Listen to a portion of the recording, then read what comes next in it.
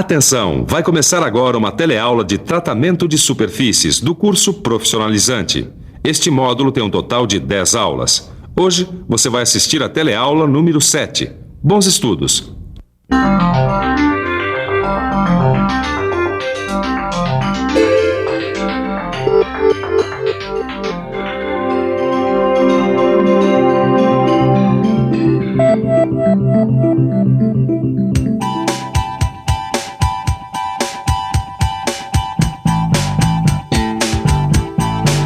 Você acabou de ver uma série de objetos, máquinas, construções e etc.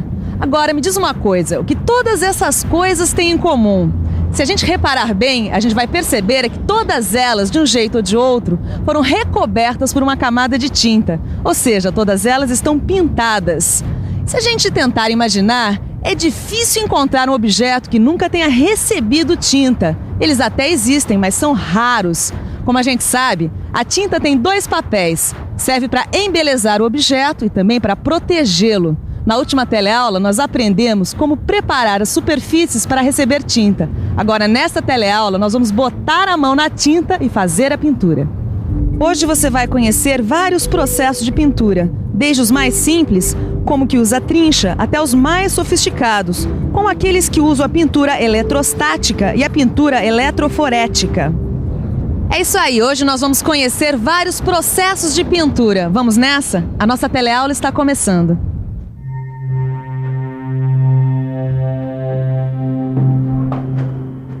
Ô, Ananias, você faz de tudo mesmo, né? Até pintura, rapaz. Ah, não é bem assim, Caio. Essa pintura que eu estou fazendo aqui é muito simples. Ué, mas é pintura, né? É uma pintura feita por um processo simples, a trincha, que é muito comum e relativamente fácil de usar.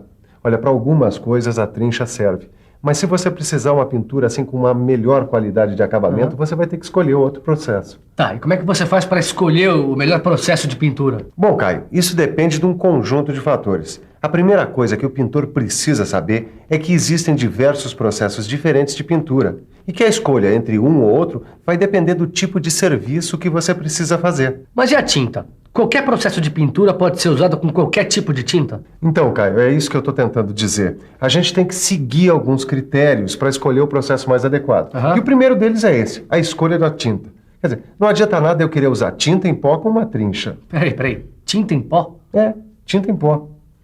Um dos processos de pintura que a gente vai ver hoje utiliza tinta em pó. Daqui a pouquinho você vai ver que processo é esse. Bom, Caio, voltando aos nossos critérios, além da escolha da tinta, você tem que levar em consideração o tamanho do objeto que vai ser pintado, o tipo de acabamento que você vai precisar nele e também se o objeto pintado vai ficar em ambiente aberto ou fechado. Na hora de escolher entre um ou outro processo de pintura, todos esses fatores têm que ser levados em conta. Ô, Ananias, você falou que estava usando a trincha, né? Por que você optou pela trincha, hein? Bom, primeiro, porque era o equipamento que eu tinha à mão. Segundo, essa peça aqui não requer um acabamento tão bom. E depois eu não sou pintor. E a trincha não requer tanta habilidade assim, não. Bom, já que é assim, então eu posso tentar? Ah, claro. Vai em frente. Vamos lá. E aí? Tá vendo como não é difícil? Olha, uma das vantagens da pintura com trincha é a economia. Você tá vendo que não pinga muita tinta, quer dizer, a perda é bem pequena. Mas minha pintura não tá ficando muito boa, não, hein? Ah, essa é uma das desvantagens da pintura com trincha, viu? A espessura da camada de tinta não é uniforme. Agora, não se preocupa que isso não é só com você, não. Por mais habilidoso que o pintor seja, não tem jeito. Mas e aí? Olha aqui, ó. Tá vendo aqui o cordão de solda? Tá vendo como a cobertura não fica boa? Tá, mas vai ficar assim? Não, depois você tem que dar um retoque com o pincel.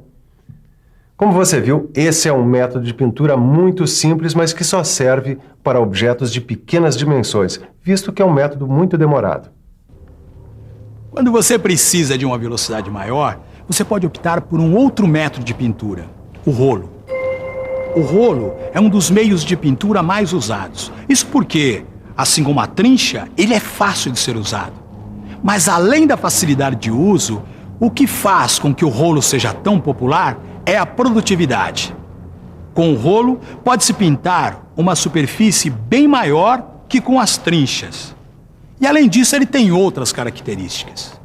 Para trabalhar com rolo, o pintor não precisa diluir muito a tinta, o que é uma vantagem, porque você economiza solvente. Esse método de pintura também é econômico por outro motivo. Ele quase não produz respingos. Praticamente toda a tinta é aproveitada. Isso sem contar que a espessura da película de tinta é bem mais uniforme que no método da trincha.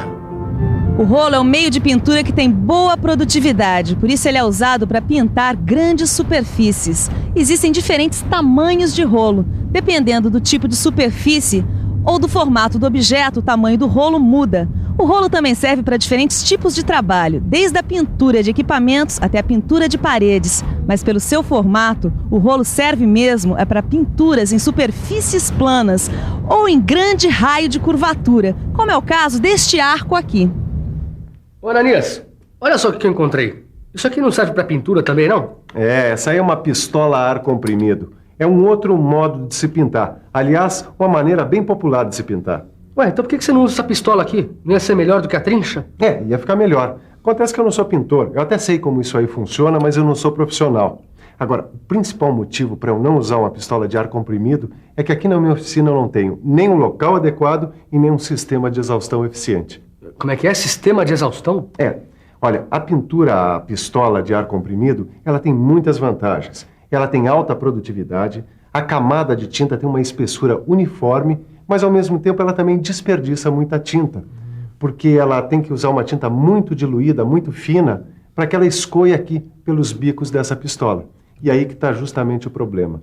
Para você ter uma tinta diluída, você tem que ter muito solvente. E aí, os vapores do solvente enchem a oficina. É isso aí. Os vapores desse solvente são altamente tóxicos, por isso, todo cuidado é pouco. Nunca utilize uma pistola a ar comprimido como essa numa oficina que não tem um bom sistema de exaustão. Lembre-se, a saúde é sua. Além dos cuidados com o uso da pistola a ar comprimido, uma outra coisa que você precisa saber é que existem 2 tipos de pistolas.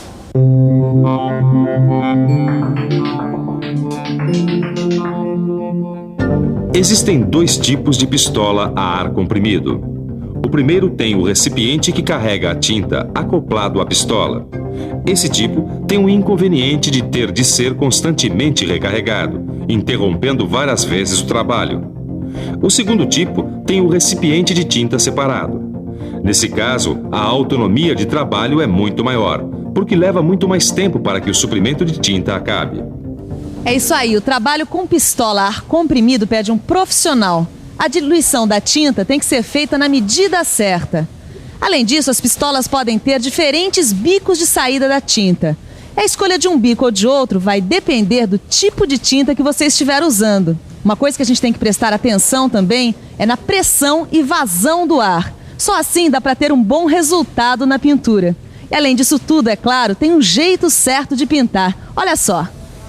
Preste atenção na maneira como ele movimenta a pistola aplicando a tinta. Ele não faz esses movimentos assim à toa.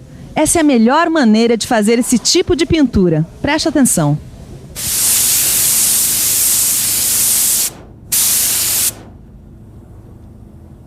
Legais essas dicas que o Benê me deu sobre a pintura com pistola a ar comprimido. E sistema de exaustão. A saúde tem que vir sempre em primeiro lugar. Não é mesmo? Legal esses diferentes métodos, hein, Ananias? Cara, existem várias maneiras de se aplicar tinta. Olha, aqui fala da tal tinta em pó que você falou no comecinho da teleaula. Aqui diz que ela é usada na pintura eletrostática. É isso aí, cara. O que é pintura eletrostática, hein, Ananias? Bom, é uma pintura baseada no uso de cargas elétricas, positivas e negativas. É o seguinte, você aplica uma carga elétrica de sinal contrário na tinta e na peça. E aí, pronto. Bom, calma.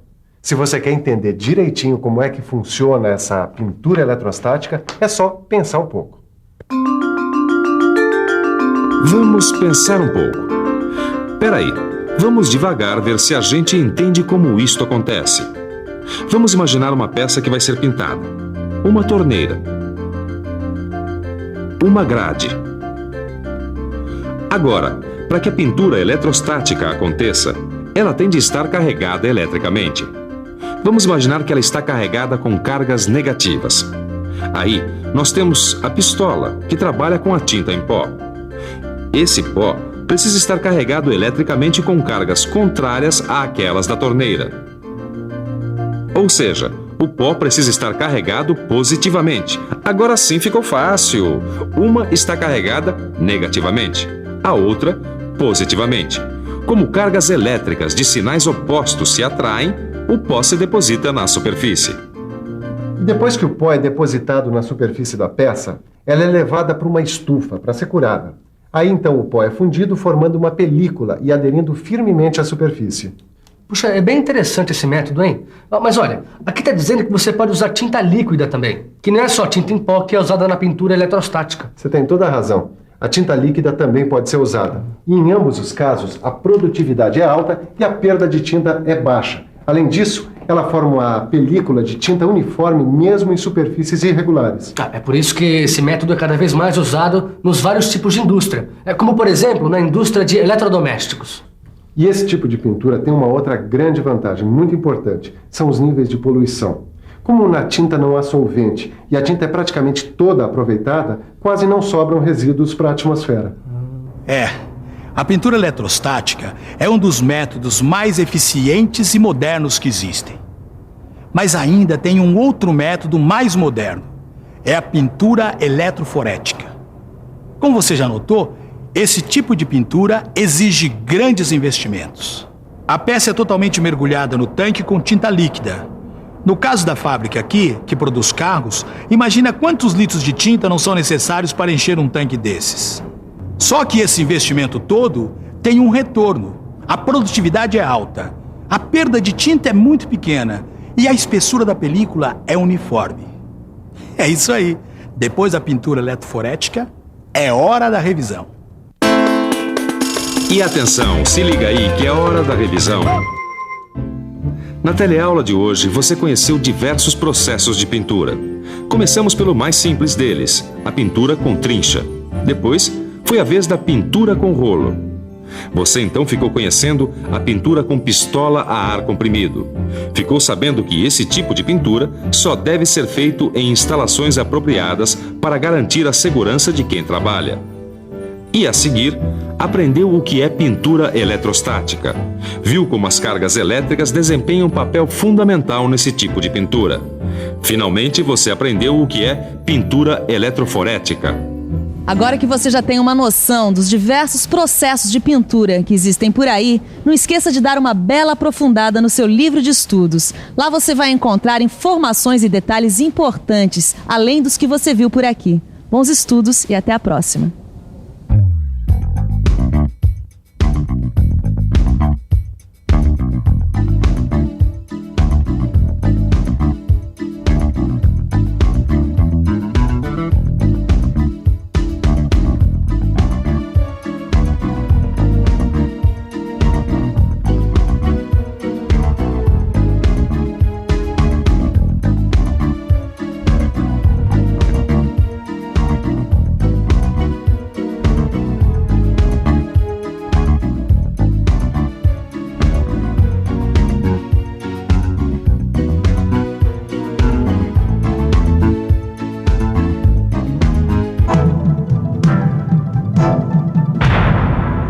Telecurso 2000, um programa de educação do Sistema Fiesp e da Fundação Roberto Marinho.